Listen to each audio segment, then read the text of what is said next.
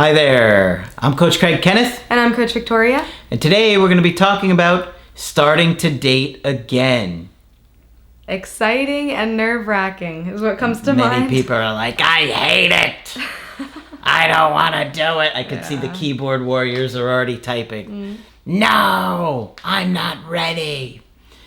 It's not easy. When you start dating after a breakup, it is not easy to do because obviously many of you want your ex to come back. You want to see if you can repair it, turn things around. And, you know, if you're still in that place, you don't want to mislead someone else, someone new, and hurt them. Because you always want to keep in mind, well, what would happen if your ex came back? If your ex came back, you still want to show compassion and empathy for somebody new that you're dating. I mean, you don't owe them a ton of information if you haven't been dating that long, but you still don't want to hurt somebody because you know what it feels like to be hurt. So we're going to talk about this today because you gotta consider some things when you're going to start dating again, or if you're thinking about it, or you're putting yourself out there a little bit. And some of you have been in a really long-term relationship for many years and are just now getting out of it, and the whole dating world is completely foreign to you. You're thinking, what do people do nowadays? How do you even date anymore? Yeah. Because the environment now, it's so different with dating apps and meeting people online, meeting up in person for the first time. It's very different. So it can feel like a whole new territory. So some of these tips are geared towards you, figuring out how things go in the beginning, some tips to pace yourself and set you up for something healthy. So we want to start out with exactly that, which is taking things slow. This is a big one. Many of you are just out of a breakup or are still working through that breakup, healing through it, thinking about dating again, open to it. And so it's important that you take things slow and not just find the first person you meet online and run with it. You want to set yourself up for success. Another huge thing in taking things slow is making sure that you're not making financial commitments with somebody very soon after you meet them. You mean like moving in 2 weeks later? Yes, exactly what I mean. People are like, well, I'm not commenting on this video. There's a concept that's called sliding versus deciding. And in this concept, a lot of couples end up sliding to the next commitment level, meaning that it just kind of happens over time. It's convenient. Oh, your lease ended, my lease ended too. Let's just make it work since we're both together. Versus coming from an intentional place and making a decision together on what the next commitment step is. What is it going to mean if we move in together? Are we ready to be that vulnerable on a day-to-day basis?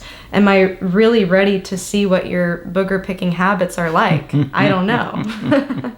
So you want to make sure that you're making an effort to take things slow and not make any huge decisions right off the bat. Another thing that I want to mention is also deciding about exclusivity. This can vary between person to person, even between connection and connection. It's up to you and that other person to decide when to stop seeing other people. My encouragement for you is to hold off for some time, get to know each other first before you decide to cut yourself off from other possible connections. I see a lot of people wanting to force exclusivity right from the start, especially those who have come out of a long-term relationship. You know, you're treating everybody else you're dating as if they are your ex with that same level of commitment and openness and vulnerability. When you're starting to date somebody, you got to get to know them. You got to see what they're like in different scenarios and different situations. Yeah, absolutely. And it can really overwhelm somebody if you treat them like you did your girlfriend or your boyfriend in the past. Yeah, unknowingly it does. And people might not even be able to articulate or say it to you, but they are feeling it and they will run away. So I agree. Exclusivity is a big thing. And my personal opinion, this is just mine, is that you really want, if it's a guy and a girl, the woman should bring it up. Because I feel like many women get turned off when a guy comes on too strong about exclusivity. That's just my personal thoughts about it. But guys, I really think that you really want to focus on taking the woman out, having a great time, and letting her attach to you at her speed. Okay?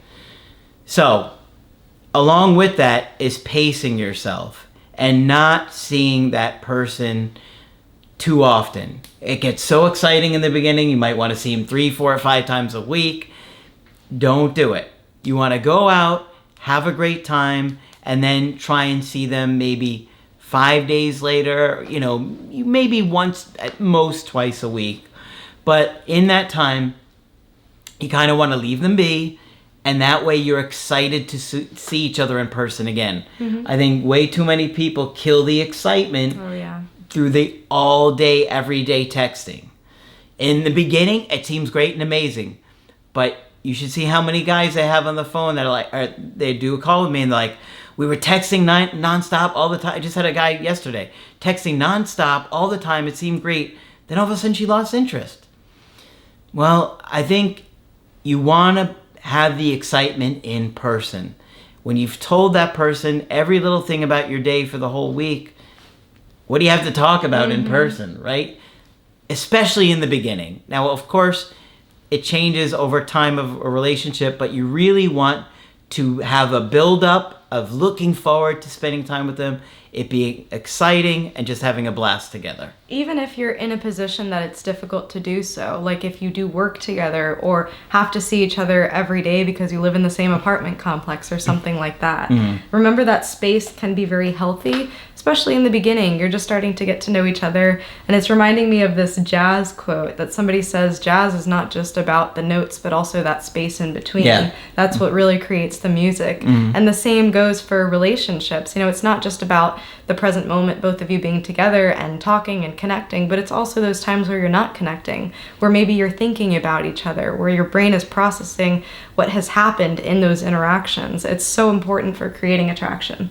Yep, I absolutely agree with that. And that's why I'm saying minimize the texting and set it really focused on having dates in person. Mm-hmm. Okay, now when you're with the person, you don't want to get into things too much too soon, right?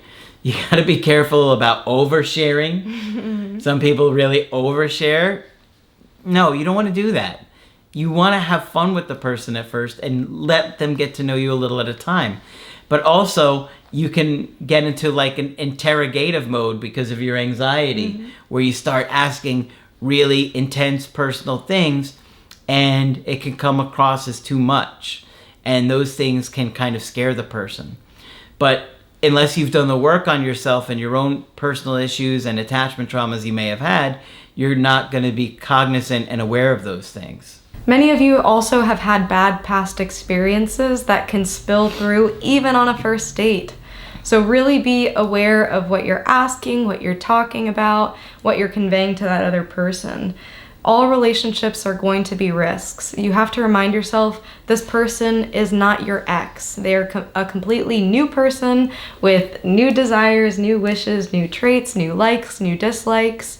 And we have to approach with this feeling of curiosity about the other person, not this feeling of, oh my God, they're gonna be just like my ex. I'm already disappointed from the start. I already know where this is going. If they have maybe one or two similar things to your ex, okay, but don't assume that they're just in the same category and just shove them in this box with your ex. So just be aware of that. And if you haven't done work and really got to a good place after your breakup, you're gonna do a lot of these things. Mm-hmm.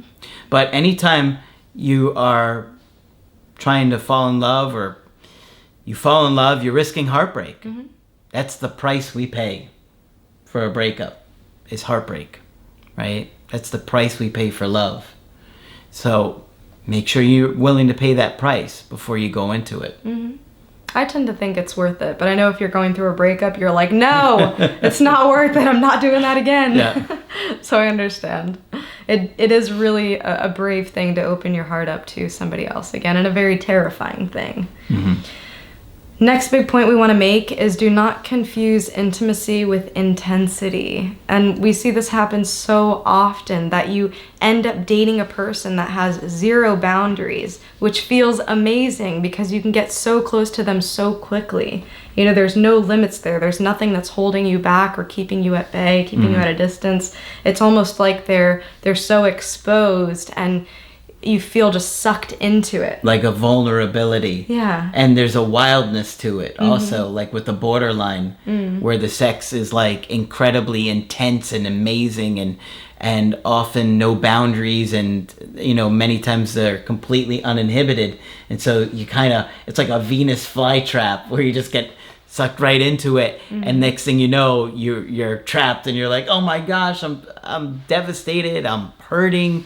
And you're in a tough situation. Exactly. Intimacy does take time. You have to experience what somebody is like throughout different seasons of their life. What are they like when they are disappointed?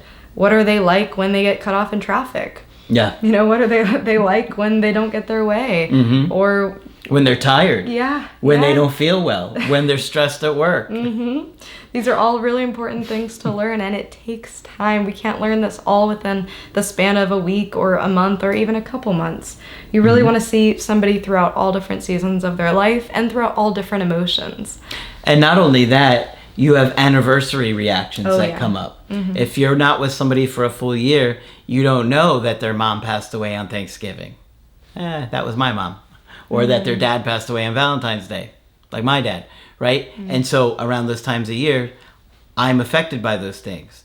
You know, you're kind of thinking about things, you're missing people, you're sad, you know, those things are all going to come up.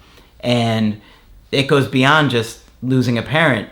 There could have been a horrible Christmas that they had one time, or some horrible abuse happened to them at a certain date, and every year around that time, it comes back up. But you won't know these things if you've been with that person for under a year. Not to mention seasonal depression. There's also certain disorders that certain types of light can be triggering. So there's so many things that can affect a person. And of course you won't know every single detail about somebody, but what we're saying is get to know them so that you can make an informed decision of if you want to continue a partnership with them. Absolutely. Now, another big thing that you have to understand is that those first 6 months are going to be very, very different. It's like a fantasy. It's lust. You have all these chemicals released in your brain. You're completely intoxicated with the person. And most people can hold it together for about 5 to 6 months before all their issues start to really come out. Now, that won't be the case with people that have like personality disorders or serious mental health issues. You know, like I've talked to you guys about the girl who told me she loved me 4 times on the second date, right? You wait to the third date like a normal person, right? I'm thinking about my opposite experience where I'd known somebody for a year and they were not who I thought they would be. Exactly. So, yeah. But, you know, so attachment issues are going to come out. And, like, when somebody's telling you they love you that quickly, it's like, hold on a minute. You don't even know me. How could you say you love me? You don't even know me. This is the second time we've hung out. And so, you know, that's a major, major red flag for me. No boundaries. Like, I felt like there were going to be all kinds of issues coming from that situation. Maybe she meant I love you as in the sheep. Like I love yous. Yous. There was a little stuffed sheep on the couch. I didn't see it. It was for my dog. Maybe that's what it was. It might be believable if she didn't say it 4 times.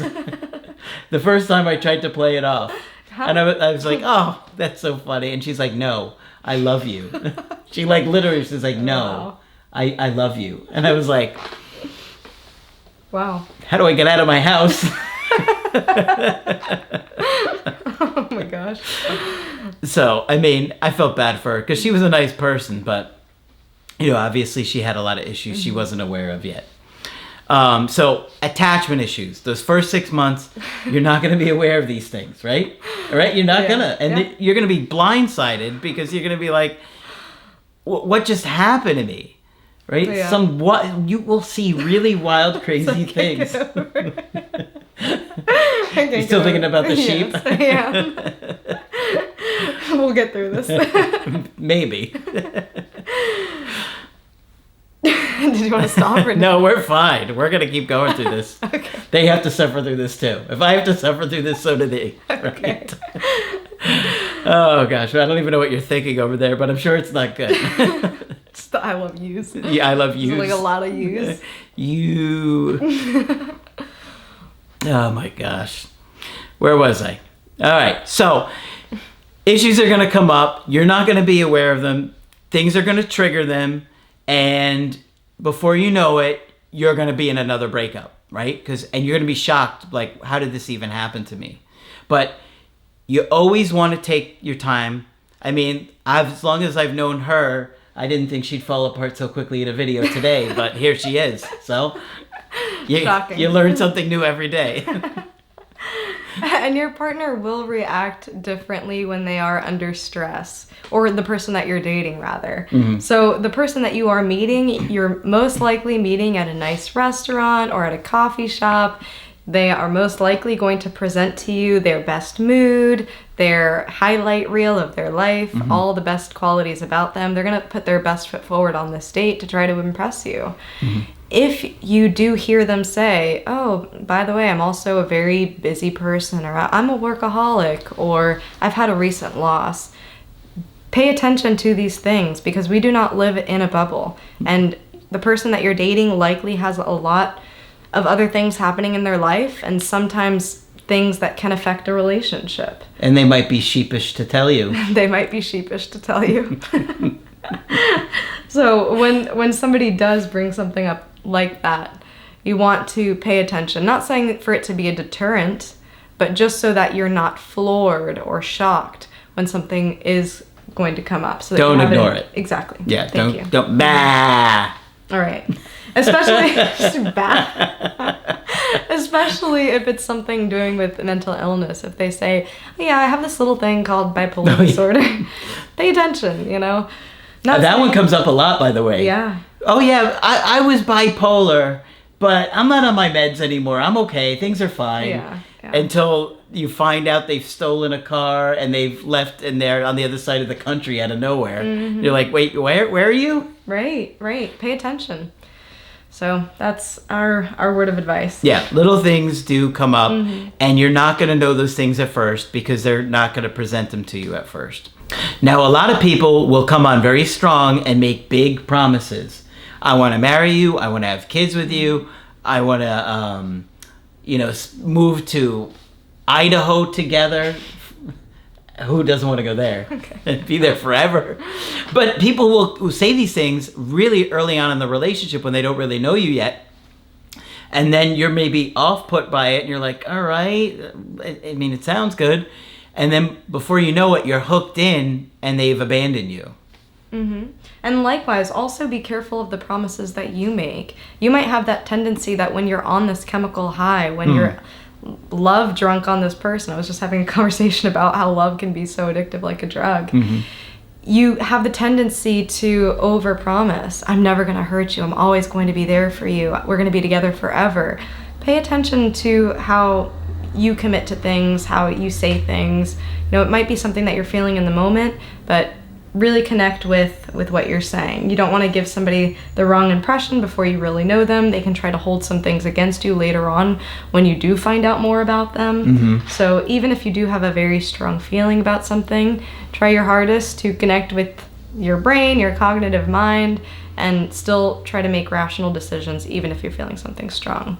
Yes, it can be overwhelming. Mm-hmm. Love can be a really overwhelming feeling, and you could get so caught up in it that you're saying and doing things that are completely out of character, that you're ignoring red flags, and then the next thing you know, you're in another breakup, they're hurt, you're hurt, it's intense, there's fighting, there's arguing, it's explosive, and it just spirals. Mm-hmm. The very last point that we have for you that we want to leave you with is to enjoy and have fun. Leave who with? Leave you. You. is to enjoy and have fun. I know that this is a dramatically different point than all of the rest of ours because everything else has been warning, warning, keep your eyes out.